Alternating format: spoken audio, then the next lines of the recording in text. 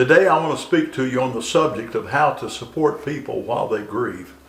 Grief is a valley, a deep, dark valley that every person at some time in their life goes through. And when they are deeply grieving, they hurt and they need a helping hand. And we as believers are called to be a source of light and comfort to those who are navigating dark seasons.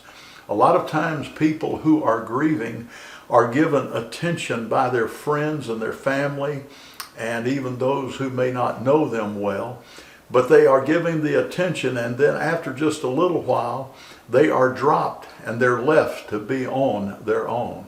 Today I want to encourage you that if you have someone in your life that is grieving and needs help, I want to encourage you to step out and help them. Now, the Bible is very clear on giving us some tips about how to help people, how to support people while they are going through the grieving process.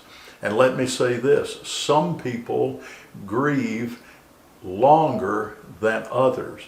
And there are differing degrees of grief in the lives of people. And they're going through it.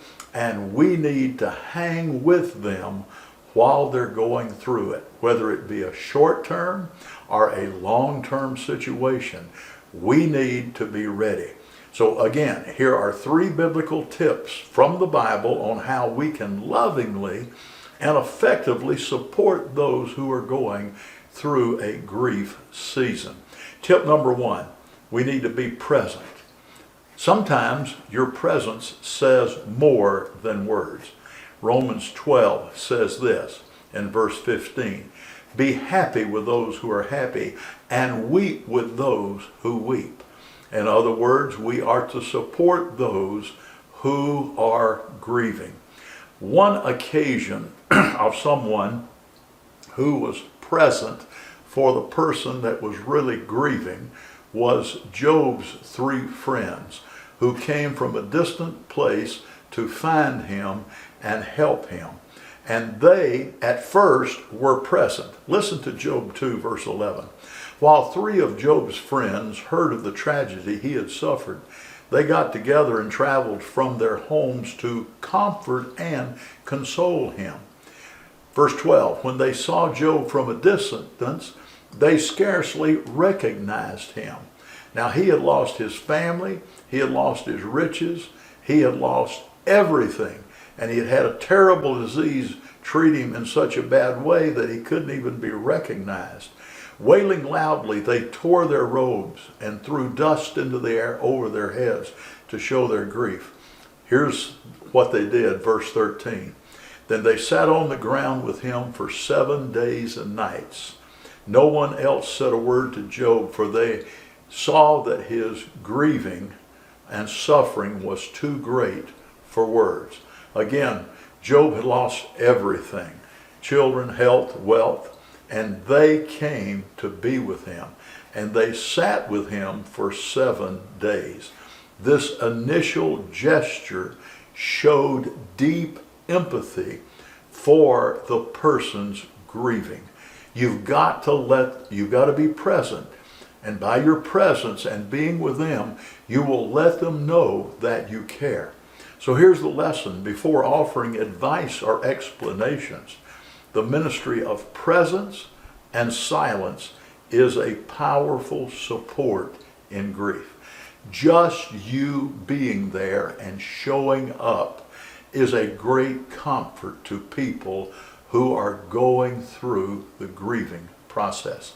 Tip number 2, you need to listen. Now notice what I'm saying. You need to listen with compassion.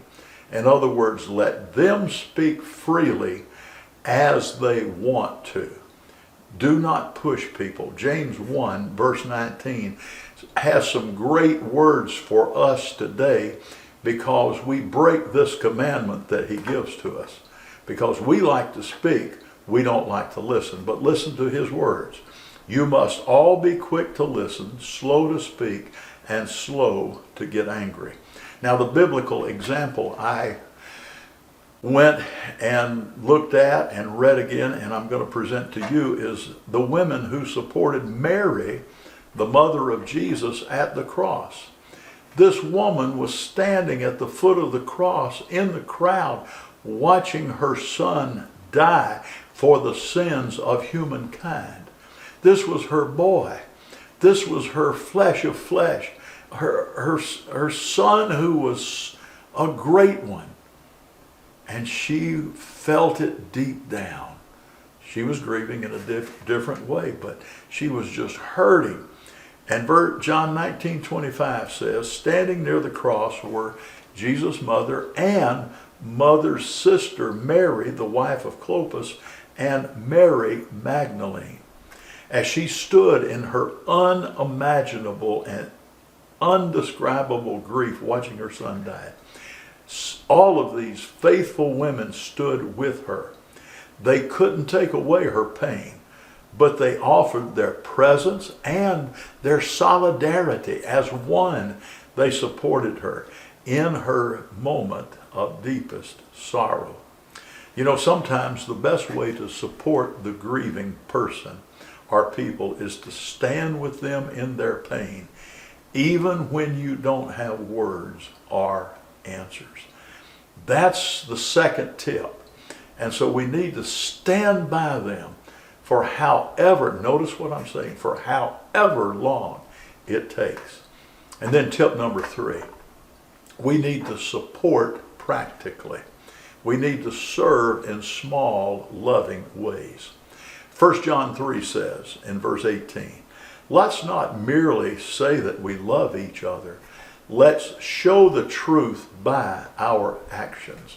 And a great example of this was the woman Ruth in the Old Testament.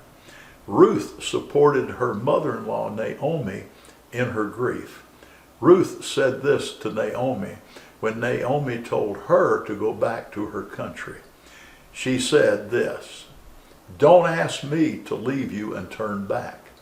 Wherever you go, I will go. Wherever you live, I will live. Your people will be my people, and your God will be my God. Now, Naomi had lost her husband and both sons. She felt bitter, empty, and alone. But her daughter-in-law, and this is so great, her daughter-in-law refused to leave her, choosing instead to walk beside her into an uncertain future. Ruth didn't offer solutions to her. She simply committed to stay with Naomi and take care of her. Now you might say, where do you get all of this? Well, I get it from the Word of God, and I get it from doing things practically. In other words, you not only come alongside people, not only are you quiet, not only do you not try to explain to them what's happening to them when what you're saying to them may not be true, you start to do things for them and help them. And so supporting the grieving is not about having the perfect words. It's about showing up, listening well, and serving humbly. Jesus, when he came into this world, he came into a grieving world. It was a grieving world of sin. And he walked among us, and then he was beside us, he taught us, then he went to the cross and showed us how much he loved us when we were grieving in our sin, and he gave himself for us and shed his blood for us. But he was buried. On the third day he arose, and today through that act of sacrifice for us, we can come to him, we can come to God through faith in Jesus and his resurrection, and leave our island of independence and become dependent with the people of the world who have chosen to follow Jesus Christ and live for him. And as he lived and died for us, we are to rise up from our independence and become dependent on the Lord and let him guide us to people who are hurting, so that we can be a source of light to them, to help them and show them how Jesus can touch their life. I'm really concerned about this issue. I see people all over our neighborhoods and in our city and in our world who are suffering. And we just can't forget them. You know, the news organizations go into where a hurricane is hit or where fires have devastated thousands of homes. And then they show us the awfulness, and they hear the words of grief, and they show bitterness even from some people over what's happened.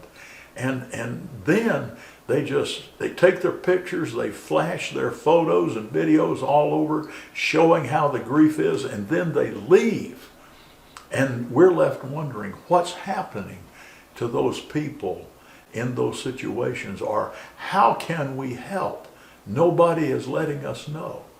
Well, we need to start looking for those people in our lives that are grieving, and we need to come alongside of them and then do the work of Jesus alongside of them, being there, listening, and then helping out with what we can do for those people. This will point people to Jesus Christ. May God bless you. And if God puts someone who is grieving in your life this week, help them out. If Jesus says, here's an opportunity for you, take advantage of it and come by the people and stay with them and help them, lift them up just by being there for them. We've got a lot of work to do because there's a lot of grief in the world. Let's go do it as we serve Jesus in this world. May God bless you. We'll see you next week.